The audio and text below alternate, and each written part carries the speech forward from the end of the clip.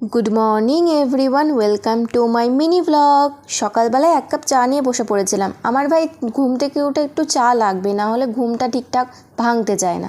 তারপর চাটাকে যথারীতি রান্না করে আসতেই দেখি পাতাপুতি নিয়ে বসে পড়েছে। মাছ, মাংস, ডিম যাই থাকুক ঘরে, পাতাপুতি করতেই হবে ওদের রান্না, না হলে ওদের হজম হবে না খাবার। আমার আর বাবার জন্য মাংস, আর ঠাম্মার মায়ের জন্য মাছ।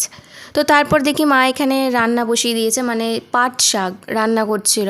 তো তারপরে শাকটা নামিয়ে দেখি এখানে মাছ ভাজা করছে, আর আমিও থালা নিয়ে চলে এসেছি, মানে একটা প্লেট নিয়ে চলে এসেছি। আমার ভাই একটা মাছ ভাজা লাগবে, দুপুরে যেহেতু মাংস আছে খাবো না, তা বললাম তো এখন যখন ভাজছো আমাকে দিয়ে দাও, আমি খাই গরম গরম। তারপর কেমন দেখো, আমাকে একটা মাছ ভাজা খাইয়ে আমাকে বলে কিনা যে রসুন ছাড়িয়ে দে। তো আমি রসুন টসুন ছাড়িয়ে দিয়ে খেতে বসে পড়েছিলাম, যেহেতু আমার সকালে কোনো কিছুই খাইনি, চাই খেয়েছিলাম। তো যাই হোক, মিনি ব্লগটি ভালো লেগে থাকলে লাইক, কমেন্ট অ্যান্ড শেয়ার করো। আর পরের ভিডিওতে আসছে মা কীভাবে মাংস রান্না করলো। আজকের মতো এখানেই, বাই বাই।